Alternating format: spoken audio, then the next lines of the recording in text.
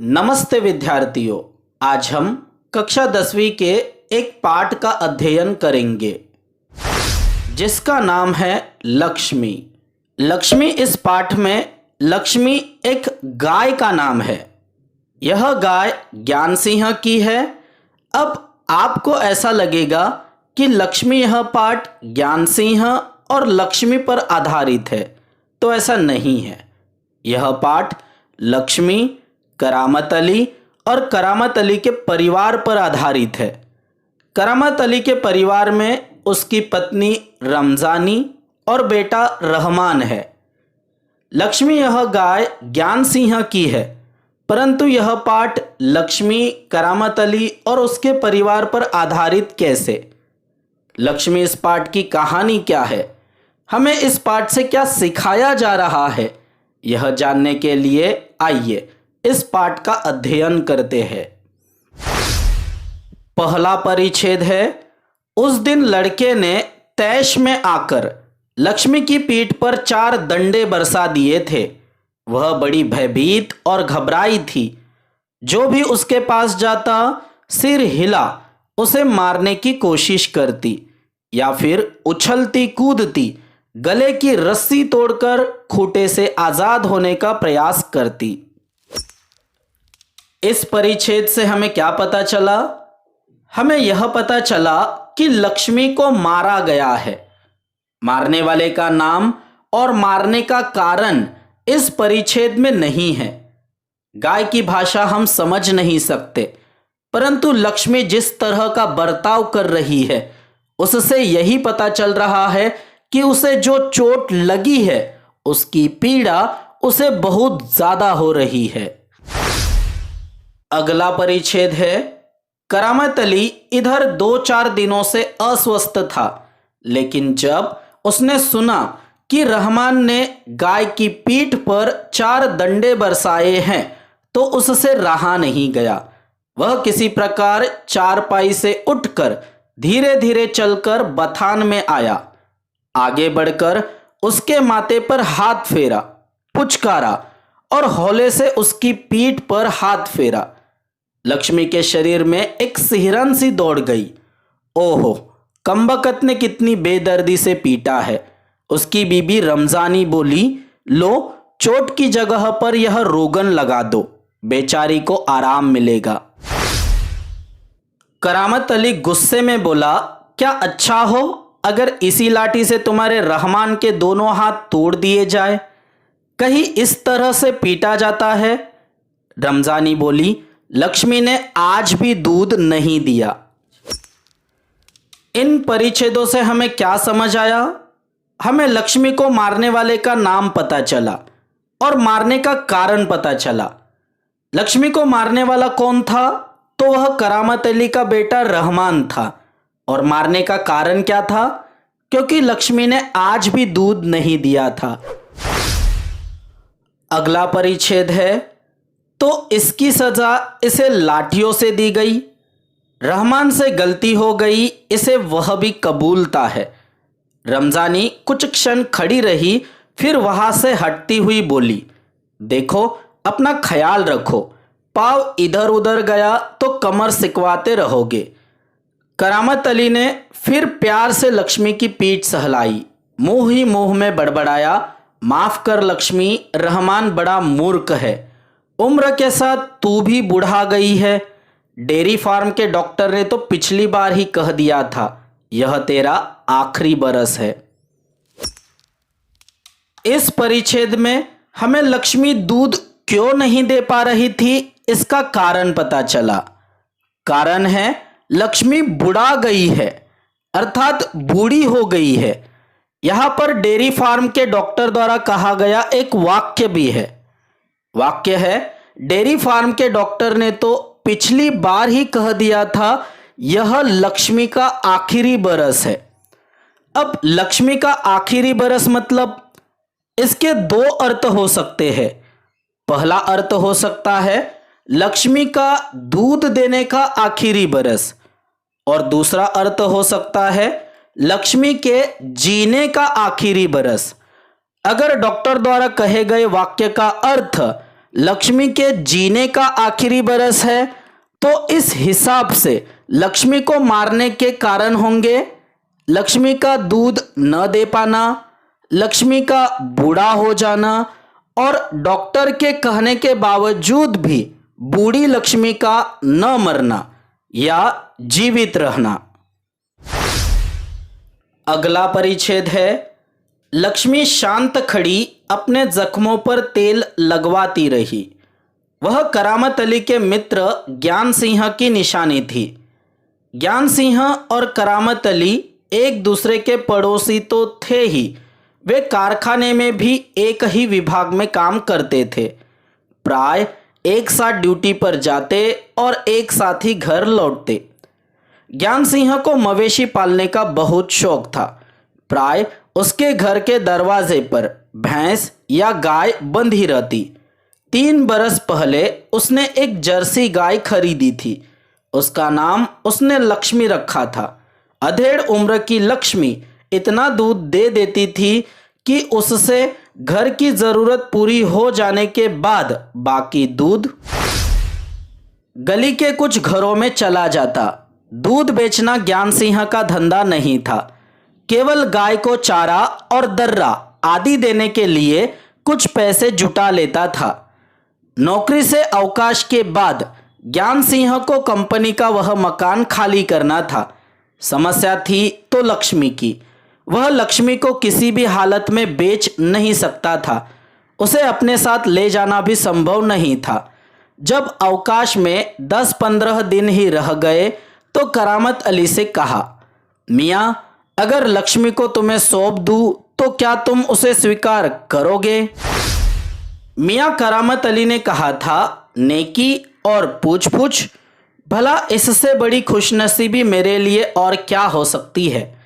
करामत अली पिछले 1 वर्ष से उस गाय की सेवा करता चला आ रहा था। गाय की देखभाल में कोई कसर नहीं छोड़ रखी थी। इस परिच्छेद से हमें लक्ष्मी किसकी गाय थी और वह करामत अली के पास कैसे आई यह पता चल रहा है। लक्ष्मी किसकी गाय थी? तो लक्ष्मी ज्ञान सिंह की गाय थी। नौकरी से अवकाश के बाद अर्थात रिटायरमेंट के बाद वह लक्ष्मी को अपने साथ रख नहीं सकते थे और ना उसे लक्ष्मी को बेचना था। इस कारण ज्ञान सिंह ने यह गाय करामत अली को दे दी। इस परिच्छेद में ज्ञान सिंह संबंधी बहुत सी जानकारी दी गई है। जैसे वह करामत अली के मित्र थे, पड़ोसी थे, सहकर्मी थे। दोनों एक साथ ड्यूटी पर जाते और आते भी थे। लक्ष्मी के माध्यम से कुछ पैसे कमाए जाए यह सोचकर उन्होंने लक्ष्मी को नहीं खरीदा था, बल्कि उन्हें पशुपालन का शौक था, इसीलिए उन्होंने लक्ष्मी को खरीदा था। अगला परिच्छेद, करामत अली को लक्ष्मी की पीठ पर रोगन लगाने के बाद भी इत्मीनान नहीं हुआ। वह उसके सिर पर हाथ फेरता रहा। लक्ष्मी स्थिर खड़ी उसकी ओर जिज्ञासापूर्ण दृष्टि से देखती रही। करामत अली को लगा जैसे लक्ष्मी कहना चाहती हो, यदि मैं तुम्हारे काम की नहीं हूं तो मुझे आज़ाद कर दो, मैं यह घर छोड़कर कहीं चली जाऊंगी। करामत अली ड्यूटी पर जाने की तैयारी में था, तभी रमज़ानी बोली, रहमान के अब्बा, अगर लक्ष्मी दूध नहीं देगी तो हम इसका क्या करेंगे? क्या खूंटे से बांधकर हम इसे खिलाते पिलाते रहेंगे? जानवर है, बंधा है, तो इसे खिलाना पिलाना तो पड़ेगा ही।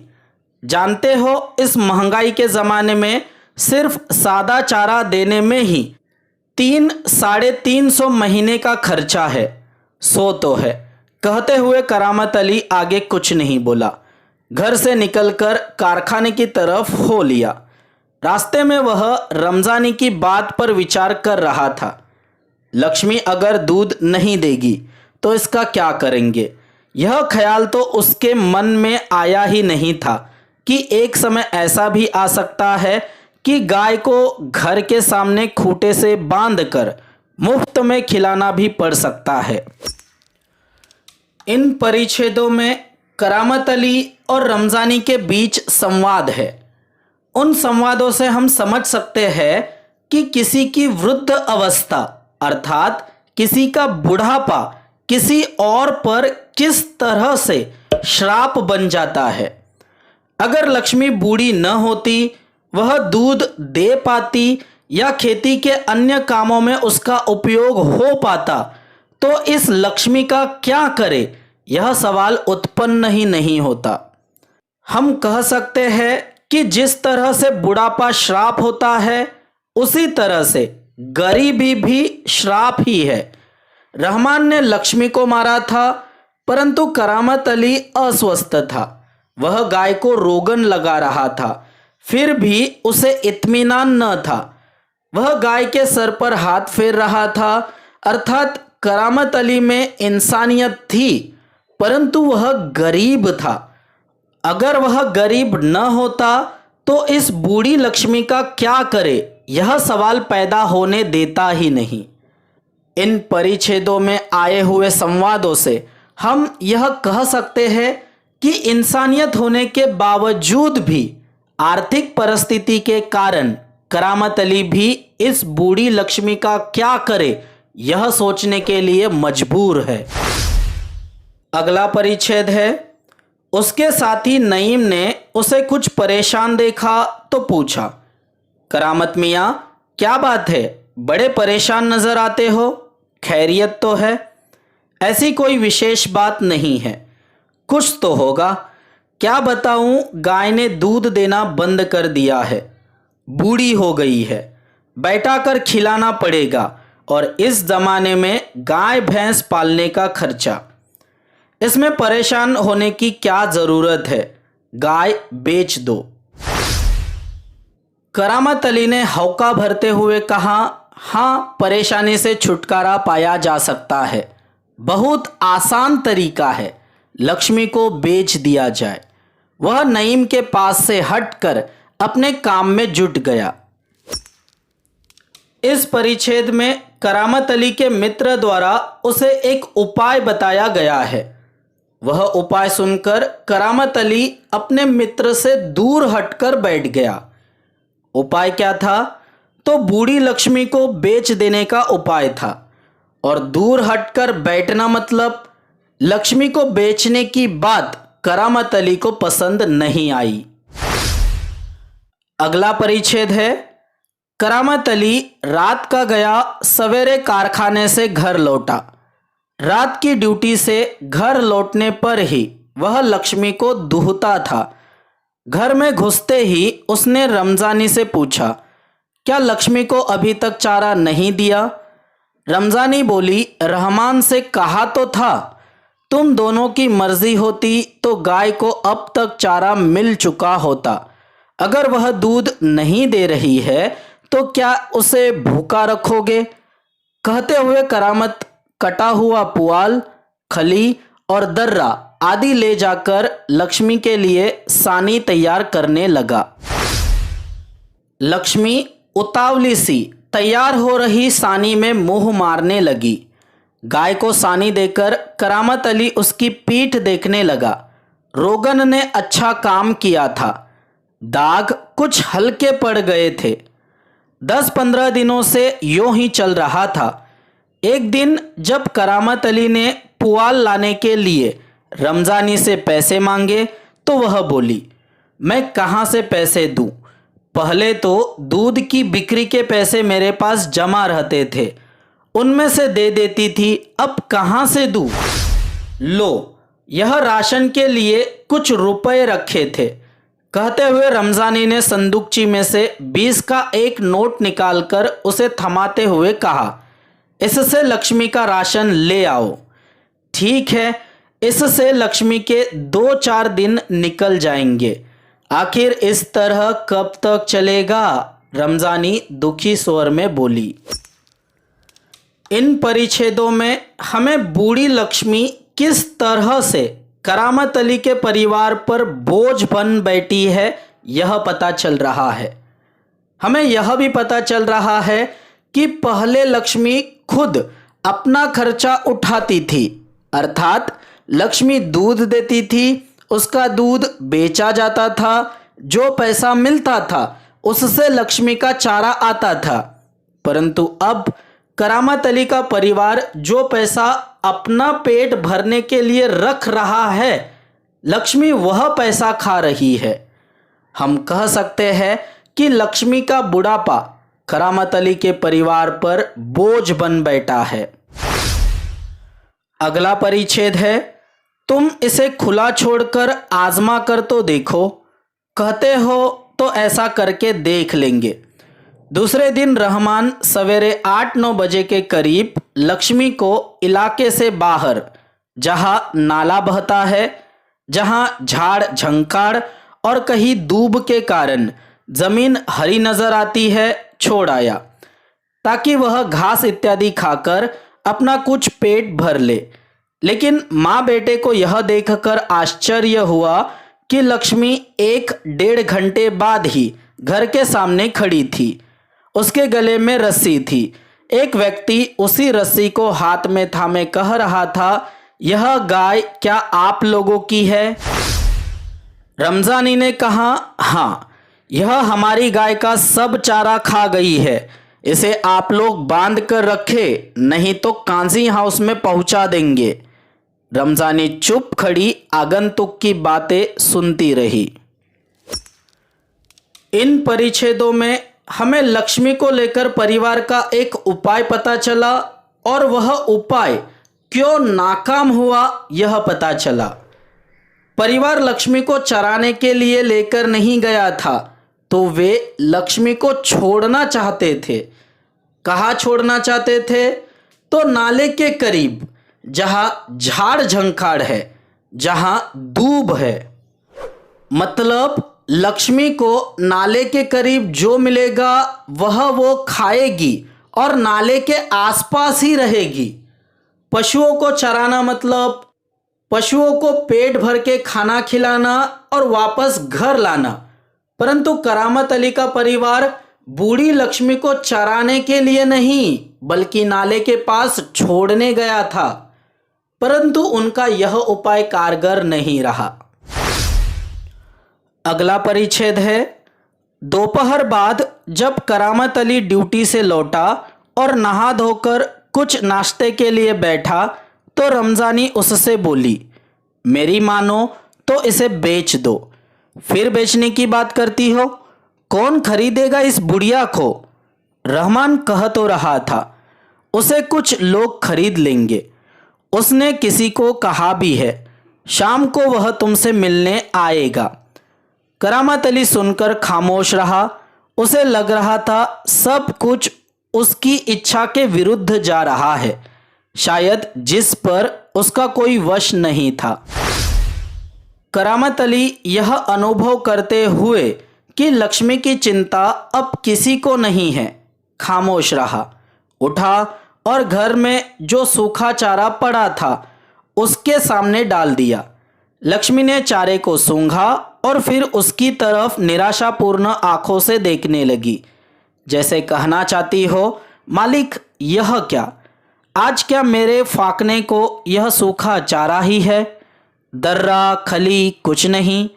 करामत अली उसके पास से उठकर मुंह हाथ धोने के लिए गली के नुक्कड़ पर नल की ओर चला गया। 7-8 बजे के करीब रहमान एक व्यक्ति को अपने साथ लाया। करामत अली उसे पहचानता था। इसके पहले कि उससे कुछ औपचारिक बातें हो, करामत अली ने पूछा, क्या तुम गाय खरीदने आए हो? उसने जवाब में कहा, हाँ, बूढ़ी गाय है, दूध वूध नहीं देती। तो क्या हुआ? तुम इसे लेकर क्या करोगे? मैं कहीं और बेच दूंगा। यह तुम्हारा पुराना धंधा है, मैं जानता हूँ। मुझे तुम्हें गाय नहीं बेचनी। करामत मियाँ ने उसे कोरा जवाब दे दिया। रमजानी करामत के चेहरे के भाव भापती हुई बोली, क्या यह भी कोई तरीका है? आने वाले को खड़े खड़े दुत्कार कर भगा दो। तुम जानती हो वह कौन है? करामत अली ने कटु स्वर में कहा, वह लक्ष्मी को ले जाकर वहां बेच आएगा जहां यह टुकड़े टुकड़े होकर बिक जाएगी। मेरे दोस्त ज्ञान सिंह को इसका पता चल गया तो वह मेरे बारे में क्या सोचेगा। उस दिन करामत अली बिना कुछ खाए पिए रात को बिना बिस्तर की चारपाई पर पड़ा रहा। नींद उसकी आंखों से कोसों दूर थी। इन परिच्छेदों में हमें लक्ष्मी को लेकर और एक उपाय पता चला और वह उपाय करामत अली की वजह से नाकाम हुआ यह पता चला। उपाय था लक्ष्मी को बेचने का, परंतु जो व्यक्ति लक्ष्मी को खरीदने आया था वह पशुओं का व्यापारी था। वह गाय के टुकड़े टुकड़े करके कहीं और बेच देता, इसलिए करामत अली ने उस व्यक्ति को गाय नहीं बेची। गाय बूढ़ी है, दूध नहीं दे रही है, करामत अली को उसके टुकड़े टुकड़े नहीं होने देना है। अब इस बूढ़ी लक्ष्मी का क्या होगा, यह जानने के लिए हम अगला परिच्छेद पढ़ते हैं। अगला परिच्छेद है, रात काफी निकल चुकी थी। सवेरे देर तक वह लेटा ही रहा। कुछ देर बाद करामत अली ने चारपाई छोड़ी, मुंह हाथ धो घर से बाहर निकल पड़ा। लक्ष्मी के गले से बंधी हुई रस्सी खूंटे से खोली और उसे गली से बाहर ले जाने लगा। रमजानी जो दरवाजे पर खड़ी यह सब देख रही थी, बोली, इसे कहाँ ले चले? करामत अली ने कहा, जहां इसकी किस्मत में लिखा है। वह लक्ष्मी को सड़क पर ले आया। लक्ष्मी बिना किसी रुकावट या हुज्जत के उसके पीछे पीछे चली जा रही थी। वह उसकी रस्सी पकड़े सड़क पर आगे की ओर चलता चला गया। चलते चलते कुछ क्षण रुक कर वह बोला, लक्ष्मी चल, अरे गौशाला यहाँ से 2 किलोमीटर दूर है। तुझे गौशाला में भर्ती करा दूंगा, वहाँ इत्मीनान से रहना। वहाँ तू हमारी घर की तुलना में मज़े से रहेगी। भले ही मैं वहाँ न रहूं, पर जो लोग भी होंगे मेरे ख्याल में तुम्हारे लिए अच्छे ही होंगे। मैं कभी कभी तुम्हें देख आया करूँगा, तब तू मुझे पहचानेगी भी या नहीं, खुदा जाने। कहते हुए करामत अली का गला भर आया, उसकी आंखों में आंसू उतर आए। चल लक्ष्मी चल, जल्दी जल्दी पैर बढ़ा। और वह खुद किसी थके मांदे बूढ़े बैल की तरह भारी कदमों से आगे बढ़ने लगा। अंत में करामत अली ने लक्ष्मी के साथ क्या किया? लक्ष्मी को गौशाला में भर्ती करा आया। चाहता तो करामत अली बूढ़ी लक्ष्मी को बेचकर कुछ पैसे कमा लेता। आजकल तो लोग कुछ पैसों के लालच में अपने रिश्तों तक का खून कर देते हैं। इंसान इंसान को मारता है। यहाँ पर तो लक्ष्मी एक जानवर थी और वह जानवर उसका था भी नहीं। करामत अली चाहता तो गाय को काट कर खुद भी खाता और कुछ दिनों तक अपने परिवार वालों का पेट भी भरता, परंतु करामत अली ने न गाय काटी न बेची। जब तक वह गाय संभाल सकता था तब तक उसने संभाली, और जब उसे लगा कि वह अब गाय को नहीं संभाल पाएगा तब उसने गाय को गौशाला में भर्ती किया। यह पाठ हम इंसानों को इंसानियत सिखा रही है। जब कभी भी आप किसी पशु को पालने के विषय में सोचो तब सबसे पहले अपने आप से ही एक सवाल करना, आज जो प्रेम उस पशु पर है, जब वह पशु बूढ़ा हो जाएगा तभी भी आज जैसा ही प्रेम बरकरार रहेगा? अगर उत्तर हाँ में आता है तभी ही पशु पालो, अन्यथा मन में कपट और माथे पर एनिमल लवर्स का टैग लगाकर मत घूमो।